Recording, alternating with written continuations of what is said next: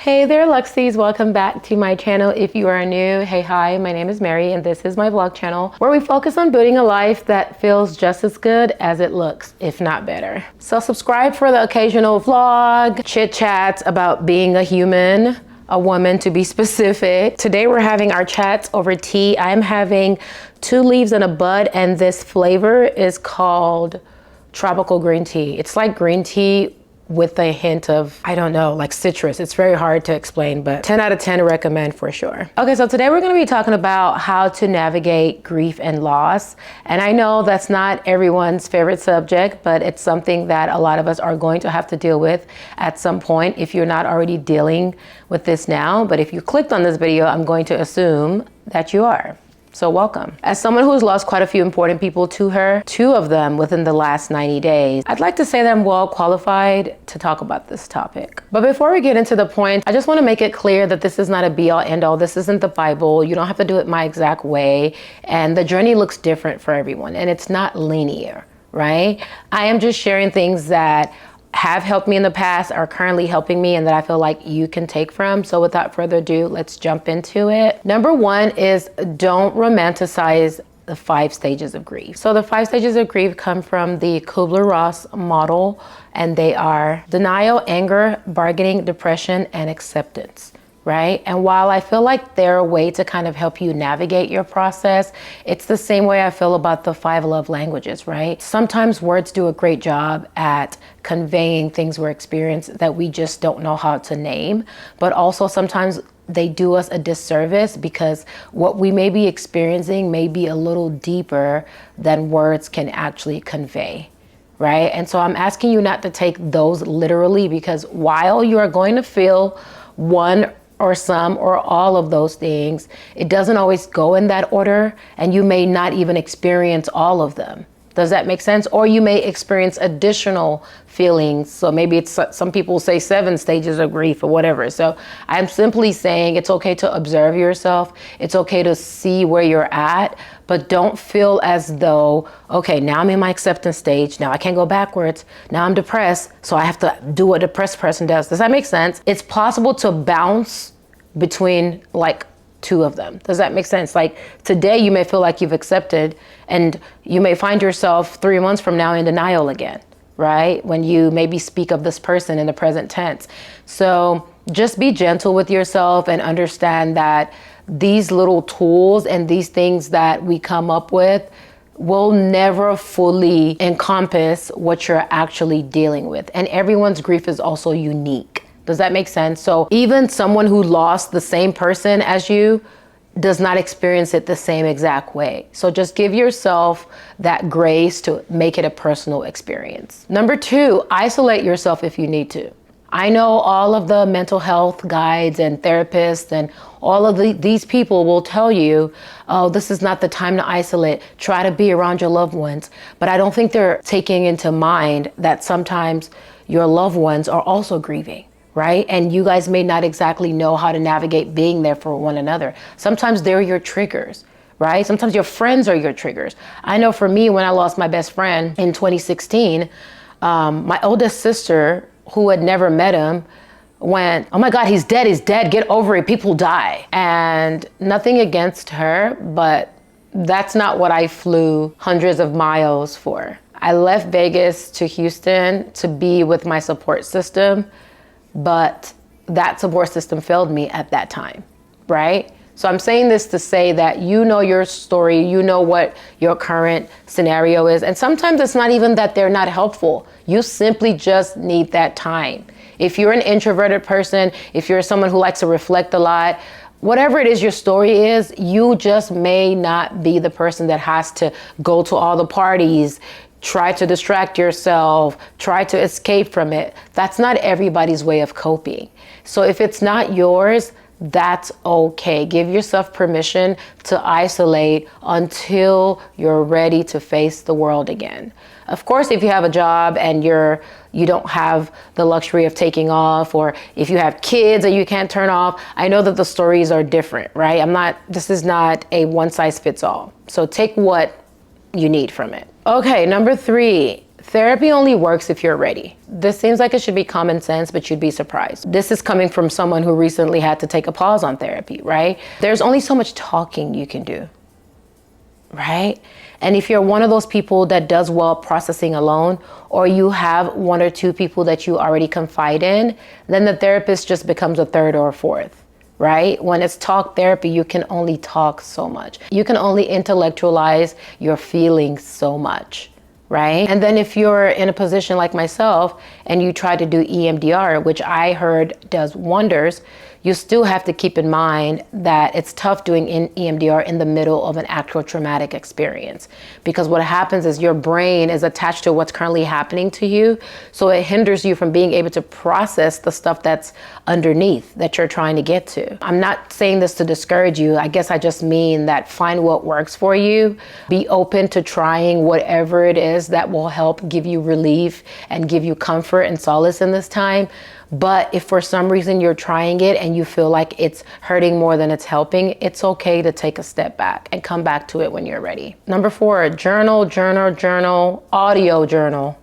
I can't say it enough. Again, this is advice that took me a while to get into, because as someone who's been journaling since I was probably like 7, I've kept a journal. But when you experience loss, sometimes you feel like your voice has been taken away. You want to share the thoughts and you can't get the words out. You can't speak, you can't articulate. And that's where the journal comes in, right? It doesn't have to be something that you're like writing like a bunch and trying to make sense. Don't write it like someone else is going to read it. Sometimes just scribble, if that's it. And if it's the same word you can get out, do that. I have grief journals that I can recommend, some that I bought for myself. I'll drop them down in the description. Those help if you are feeling like you're stuck mentally, you feel like you have things you want to share, but you don't have a way to group your thoughts, right? So this puts you in a place of just kind of like having a prompt to respond to. It really helps.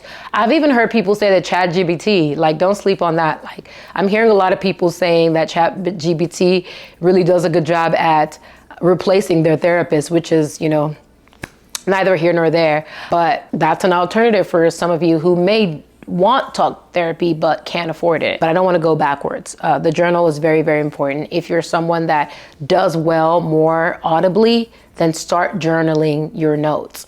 And if you have an iPhone, Apple now has it set up to where you can journal and then it'll transcribe it. So that's even better. Okay, number 5, ready-made meals that you can meal prep. So what am I saying? If you are someone who lives alone, even if you live with other people, but you've always been the one that makes the meals, you're the one that feeds yourself, it's important because sometimes you're just not going to have an appetite. Some people deal with loss by overeating. There's some that just lose their appetite altogether. If you're of the second group, try to do low effort meals, because if you are in a depressive state, if you're in a place where you don't even want to get up and function, the worst thing you can do is make it hard for yourself. It's like set up roadblocks to where you won't be able to do the easy thing. So fruit plates, Whole Foods, and name your favorite grocery stores. They have these packs. A lot of them have like these family meal packs that you can get, and then prep it for the week or however you want to do it, and then eat that. And yes, it's not glamorous, you know, eating the same thing all the time. It's not glamorous surviving on leftovers, but I'm here to give you the real, right? This is not advice about grief that's like, oh, sunshine and rainbows, go out, get some sun, make yourself a healthy meal. Again, the only people that do those things are people that have never dealt with loss or are masters at escaping their loss. So they're simply sharing what they know, and they're sharing, some people are just sharing what they read in a book, right? But there's nothing like when you've experienced it yourself. And for some people, it does affect their nutrition. So in this time, if all you can do is make yourself smoothies or, you know, ready-made smoothies, that's okay too. Don't let anyone shame you into the fact that you're just not eating as normal. Like, the last thing you need is more pressure on yourself when you are trying to adjust to life without this person or these people. Okay, number 6, it's okay to question God. If you are watching this and you're agnostic or an atheist, you're already good. But if you are Christian, Muslim, Jewish, whatever it is that you believe in, if you believe in some sort of a higher being, it is okay to question God. This is something no one will tell you. Your pastors will tell you to just pray for peace that passes understanding, right? Your imam will tell you that this is a part of the life. You know, it's God's will. We can't question God's will. I disagree. I think you're allowed to question. If you even still believe at all, you are allowed to ask questions, and you're allowed to try to understand how to get through this. If it's to be a relationship that you are building, you can't strengthen it without communication, right? If the orders are only coming from one direction, that's not a relationship. That's just compliance, right? And if what you believe in is your higher being, if it is your father, don't you get to a point, even as a child, that you get to ask your parents, like, what's up with that? Why'd you do that? Right? So don't feel like you're betraying anyone or anything by asking questions, because it's in asking questions that you make discoveries, right? Whatever that discovery may be. Just don't let the religious folks shame you into not questioning God. You have the right to have questions. Give yourself the permission. Okay, last but not least, lean on your safe people. And I have a book to recommend about this. It is called, you guessed it, Safe People. I'll drop it down and I'll put it up here. I read this book probably over a decade ago. Yeah, I was young when I read this book. And I grasped it. I even reviewed it, but I don't think I fully understood what it was saying, because safety comes in all sorts of ways, right? There's emotional safety, mental safety, financial safety, physical safety, right? And some people may not be able to offer you all of it. Some people may not be able to offer you any of it. And then some offer you some, right? It just depends on, you know, what the dynamic is between you and this person or people, right? But I think it's important, to my point about isolating yourself if you need to, I think it's also important that if you're not isolating and you are communicating with people and you do have a support system, that you know when enough is enough. You know your bandwidth as far as conversations, you know your triggers, right? Because even when human beings don't mean harm, they can still cause harm to you, right? For example, I can't currently speak with people who insist on quoting like scripture and as a way to give me comfort, or people who want to tell me that God knows best, or they're in a better place, or all these empty, hollow words that really do nothing for you in the grand scheme of things. So I'm very protective of my energy right now. And so I suppose what I'm saying is your safe people are those that you are allowed to fall apart around. They don't have to be burdened with picking you up, right? But people that just let you be, that let you go through your process without trying to take you out of it for their own comfort, right? And sometimes that may not come in the form of your closest friends and family. Sometimes it comes in random strangers. Sometimes it comes in coworkers, right? Sometimes it comes in someone you ran into on the train. Take it. Take it, because that human connection is all you have left. It's what will keep you going, so to speak, right? The idea that while you may feel alone because this person is gone, there are still little remnants here of humanity that still make you feel connected. And maybe, just maybe, that's enough for you to try again for another day. Well, those are my 7 things that I have to offer that have been helping me, and I hope it helped you in any way. I'm a very big believer in that self-care starts from within. It's not just as simple as getting our nails done, getting our hair done, doing our pedicures. Like, all of those things are great, right? Taking care of yourself externally does matter. But I think internally, if you can just allow yourself to be in this time and be very gentle with yourself, it will take you a long way. If you cannot go out for a walk, maybe it's just opening the windows, right? If you can't exercise because maybe you don't want to be around people or it's too stimulating, maybe it's just doing the moves when you wake up in the morning. Make sure that you're breathing, right? Those are all the things that you should be paying attention to. You should not worry about trying to be the superhero right now.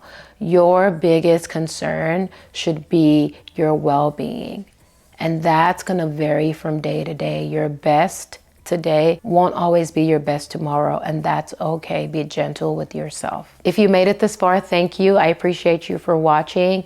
Do comment below other things that you are experienced with as far as coping with grief and loss, or if you just have any words of encouragement for someone who may be going through it and maybe you haven't experienced it, maybe you have questions about what it feels like, drop it all down below. Thank you so much for watching, and I will see you on the next chit chat. Bye.